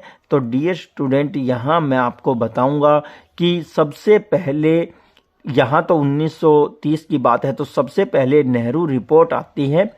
नेहरू रिपोर्ट तैयार करते हैं, और ये जो है ये 1930 से पहले की घटना है, 1916 के आसपास की घटना है। तो पहला पॉइंट तो हमारा यही होगा। और आप देख लीजिए 2 किस किस में है, यहाँ है और डी में है। इसके बाद जो नेक्स्ट रहेगा वो क्या रहेगा, तो सविनय अवज्ञा आंदोलन यहाँ पर दूसरा पॉइंट रहेगा। अब हमारा आंसर क्लियर हो जाता है। कम्युनल अवार्ड आते हैं, ये बाद में आते हैं, और ये जब क्रांतिकारी गतिविधियां हो जाती हैं और क्षेत्रीय आधार पर बड़े बड़े संगठन बन जाते हैं, उसके बाद ये कम्युनल जो अवार्ड है ये आते हैं। तो इसका आंसर है ऑप्शन ए। नेक्स्ट क्वेश्चन देखते हैं। अब हम बात करते हैं क्वेश्चन नंबर 44।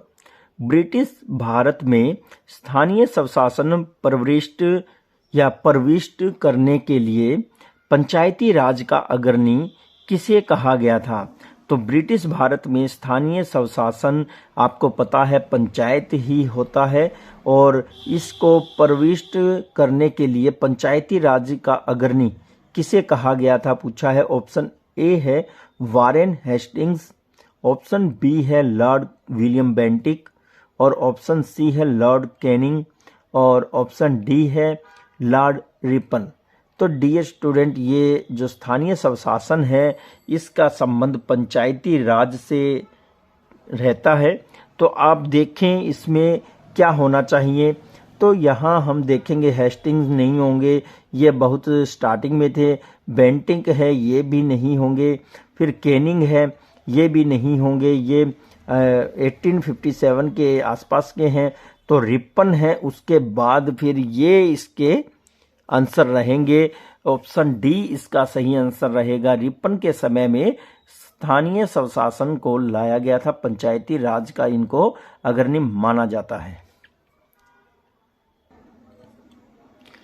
एक बहुत ही बढ़िया क्वेश्चन आया है यहाँ पर, आप लोगों को और भी ज़्यादा अच्छे तरीके से जानने को मिलेगा। तो इस तरह से हम इसको सॉल्व करते हैं। सूची 1 और सूची 2 को सुमेलित कीजिए और इन सूचियों के नीचे दिए गए कूट से सही उत्तर को चुनिए। तो यहाँ पर इनको सुमेलित करना है और सही उत्तर को चुनना है। जो नीचे कूट दिया हुआ है आपको यहाँ दिखाई नहीं दे रहा होगा, लेकिन फिर भी मैं पूरी कोशिश करूँगा। तो आपने देख लिया होगा।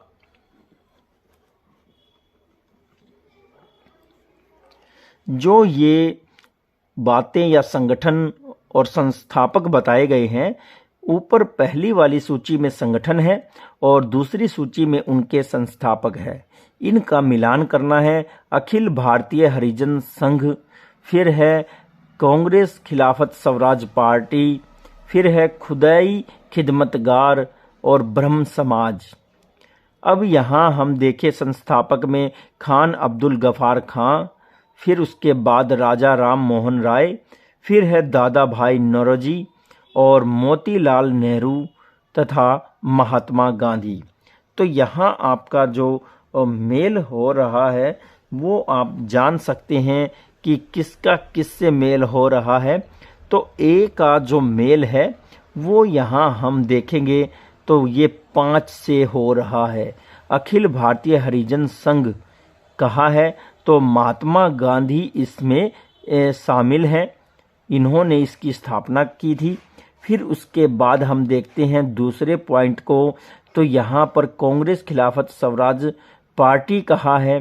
तो किस तरह से आप इसको देखते हैं, तो जो चौथे नंबर पर है इसका यहाँ पर मेल हो रहा है और वो है यहाँ 4 नंबर और इसको हम कहेंगे बी।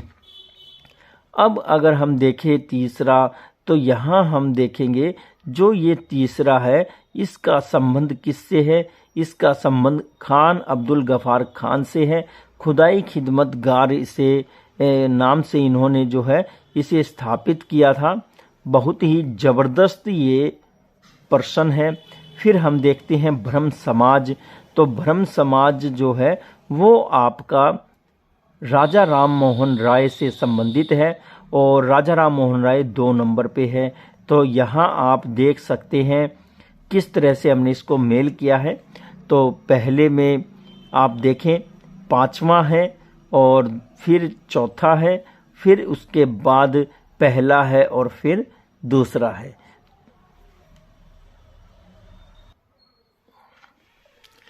ठीक यही ऑप्शन हमें देखना होगा। 5वां ए ऑप्शन में ही है इसका और फिर डी ऑप्शन में है। तो इन दो के बीच में फाइट है। दूसरा पॉइंट देखते हैं चौथा और फिर यहाँ है तीसरा। तो डी स्टूडेंट क्लियर हो चुका है, आपका ऑप्शन ए इसका आंसर रहने वाला है। फिर देखिए पहला, तो हमने आपको बताया पहला है तीसरे नंबर पर और डी का है दूसरा, ये डी है तो इसका है दूसरा। तो ये आप देख सकते हैं। तो हमारा जो आंसर रहेगा वो है ऑप्शन ए। क्वेश्चन कह रहा है भारत ने गोवा को पुर्तगालियों से स्वतंत्र करवाया। तो यहाँ मैं आप लोगों को बताना चाहूँगा कि भारत में सबसे पहले जो स्टेट गुलामी की जंजीरों में जकड़ा गया था तो वो हमारे पुर्तगालियों के माध्यम से ही जकड़ा गया था।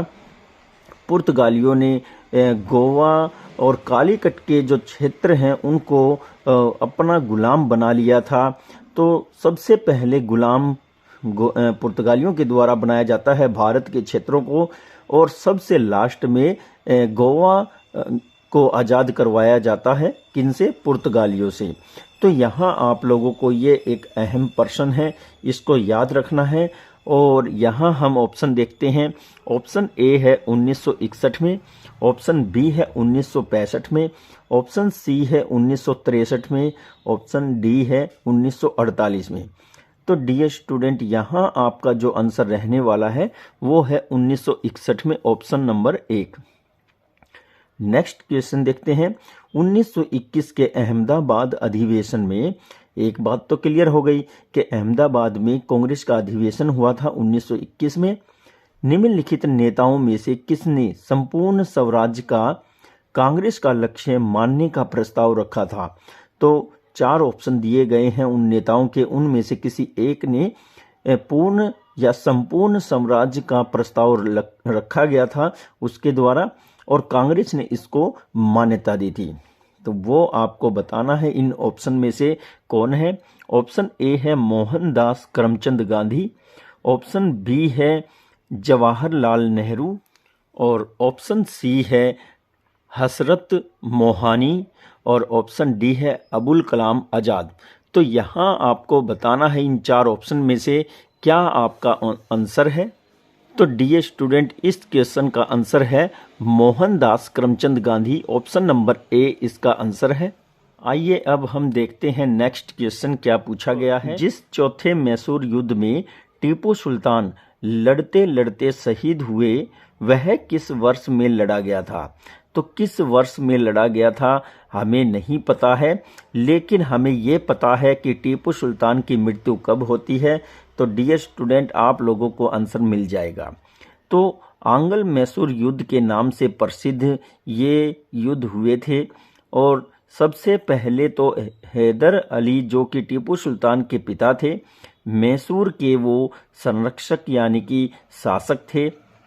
जब अंग्रेजों के साथ पहले युद्ध स्टार्ट हुए थे तो इन दोनों युद्धों में जो हैदर अली है वो लीड कर रहे थे, लेकिन दूसरे ही युद्ध में उनकी मृत्यु हो जाती है। फिर उसके बाद टीपू सुल्तान तीसरे युद्ध में लीड कर रहे थे अपनी सेना को, तो वहाँ पर दोनों ही सेनाएं ज़्यादा ज़बरदस्त तरीके से टकराती हैं और जो नतीजा है वो नहीं निकला। फिर उसके कुछ समय के बाद फिर से एक युद्ध लड़ा जाता है और उसमें लड़ते हुए बड़ी बहादुरी से टीपू सुल्तान मारे जाते हैं। तो यहाँ ऑप्शन दिए गए हैं 1761, जी नहीं, पानीपत का युद्ध हुआ था और वो भी तीसरा, फिर 1774, फिर उसके बाद है 1799 और फिर 1817। तो यहाँ पर टीपू सुल्तान की मृत्यु होती है, ऑप्शन सी इसका आंसर है 1799। बहुत ही बढ़िया, ये आप लोगों के लिए क्वेश्चन है। नेक्स्ट क्वेश्चन देखते हैं। पशु जाति का नियम हिंसा और मानव जाति का नियम अहिंसा है, किंतु जहां कायरता और हिंसा में से किसी एक का चुनाव करना हो तो भारत अपने अपमान का निराधार साक्षी बना रहे। ऐसे नामर्द व्यवहार की अपेक्षा स्वमान की रक्षा के लिए हिंसा का आश्रय ले, उसे मैं उचित मानता हूँ, कहने वाले थे। बहुत ही बढ़िया यहाँ पर पंक्तियाँ बताई गई हैं। तो किसने कही होंगी? तो वो देखते हैं कि पशु जाति है उसका नियम हिंसा है, और फिर मानव जाति है उसका अहिंसा नियम है, लेकिन कायरता और हिंसा में से एक को चुनना पड़े तो भारत अपने अपमान को निराधार साक्षी बना रहे, ये कहा है। ऐसे नामर्द व्यवहार को वहाँ पर स्वमान की रक्षा के लिए हिंसा का आश्रय लेना पड़ेगा, उसे मैं उचित मानता हूँ। तो ऑप्शन देखते हैं किसने ये कहा है। ऑप्शन ए है जवाहरलाल नेहरू, ऑप्शन बी है सुभाष चंद्र बोस, सी ऑप्शन है महात्मा गांधी और डी ऑप्शन है बाल गंगाधर तिलक। तो यहाँ पर महात्मा गांधी के ये विचार हैं। महात्मा गांधी जी कहते हैं कि हमें अहिंसा करनी चाहिए, हिंसा नहीं करनी चाहिए, लेकिन अगर भारत के स्वाभिमान की बात आती है तो हमें ऐसे नामर्द व्यवहार को त्याग देना चाहिए और हमें अपने स्वाभिमान की रक्षा करने के लिए हिंसा जरूर करनी चाहिए, उन्होंने ये भी कहा है। नेक्स्ट क्वेश्चन देखते हैं। क्वेश्चन कह रहा है निम्नलिखित में से किस वर्ग ने 1857 के विप्लव में, विप्लव का मतलब है यहाँ पर क्रांति जो संग्राम हुआ था, वो भाग नहीं लिया था। तो किस वर्ग ने भाग नहीं लिया था ये पूछा गया है। तो देखिए ऑप्शन एक है खेत मजदूर, तो खेत मजदूरों ने तो भाग लिया था। इससे पहले से ही जो है मजदूरों की, खेती में काम करने वाले जो मजदूर थे उनकी हालत दयनीय थी।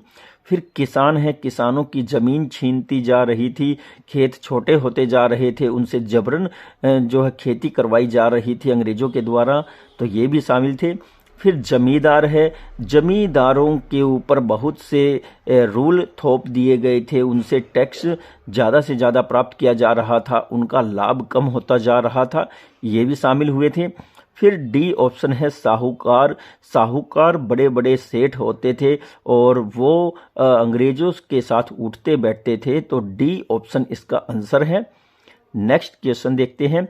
कांग्रेस में प्रथम विभाजन सूरत अधिवेशन में 1907 में हुआ, उस अधिवेशन के अध्यक्ष थे।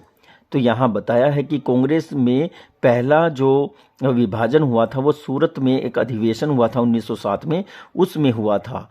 तो उस अधिवेशन का जो अध्यक्ष था वो कौन था? ऑप्शन एक है मौलाना मोहम्मद अली, ऑप्शन बी है सरोजनी नायडू, सी ऑप्शन है रास बिहारी बोस और डी ऑप्शन है ए सी मजूमदार। तो यहाँ आपका आंसर जो बनेगा वो है Ras Bihari Bose, option number C. Question कह रहा है कांग्रेस संविधान में परिवर्तन की मांग किस अधिवेशन से संबंधित नहीं है। कांग्रेस संविधान में परिवर्तन की मांग किस अधिवेशन से संबंधित नहीं है, यानी कि जितने भी अधिवेशन हुए हैं उनमें से काफ़ी अधिवेशन में परिवर्तन की मांग की गई थी संविधान को लेकर के, लेकिन इन 4 जो अधिवेशन दिए गए हैं इनमें से एक ऐसा अधिवेशन है जिसमें वो शामिल नहीं थी। तो यहाँ आपको ऑप्शन बताने जा रहे हैं। ऑप्शन ए है कराची 1931 में जो अधिवेशन हुआ था उसमें, ऑप्शन बी है लाहौर 1929 के अधिवेशन में, ऑप्शन सी है कलकत्ता 1906 के अधिवेशन में, और ऑप्शन डी है नागपुर 1920 के अधिवेशन में। तो कांग्रेस के संविधान में परिवर्तन की मांग जो है वो नागपुर अधिवेशन से संबंधित नहीं है। बहुत ही बढ़िया क्वेश्चन है। नेक्स्ट क्वेश्चन देखते हैं। नेक्स्ट जो क्वेश्चन है वो है निम्नलिखित में से किसे कांग्रेस का सबसे युवा अध्यक्ष होने का गौरव प्राप्त है। तो ऑप्शन 1 देखते हैं जवाहरलाल नेहरू, ऑप्शन बी है गोपाल कृष्ण गोखले, ऑप्शन सी है अबुल कलाम आजाद, और ऑप्शन डी है श्रीनिवास अयंगर। तो यहाँ आपको बताना है इस क्वेश्चन का आंसर कि कांग्रेस का सबसे युवा अध्यक्ष कौन था। तो जी हाँ, मैं आपको बता देता हूँ। यहाँ पर जवाहरलाल नेहरू की बात कही गई है तो ये भी नहीं थे, गोपाल कृष्ण गोखले भी नहीं थे, अबुल कलाम आजाद और श्रीनिवास अयंगर पूछा है। तो यहाँ पर अबुल कलाम आजाद इस क्वेश्चन के आंसर हैं। बहुत ही बढ़िया क्वेश्चन है यहाँ पर कंपटीशन एग्जाम की तैयारी करने वाले स्टूडेंट के लिए। नेक्स्ट क्वेश्चन देखते हैं। इंडिया इंडिपेंडेंस लीग की स्थापना किसने की थी। तो इंडिया इंडिपेंडेंट लीग की स्थापना पूछा है, IIL इसका हम शॉर्ट नेम बताएंगे, और किसने इसकी स्थापना की थी वो आपको इन 4 ऑप्शन में देख करके बताना है। ऑप्शन नंबर 1 है सुभाष चंद्र बोस, फिर है सुरेंद्रनाथ बनर्जी, और फिर है रास बिहारी बोस, फिर उसके बाद यहाँ पर रास बिहारी घोष। तो आपको बताना है 2 नाम यहाँ पर एक जैसे हैं, बस सरनेम चेंज है, रास बिहारी बोस और रास बिहारी घोष। तो रास बिहारी बोस तो सुभाष चंद्र बोस के ही भाई हुए हैं, तो ये भी आपको ध्यान रखना है।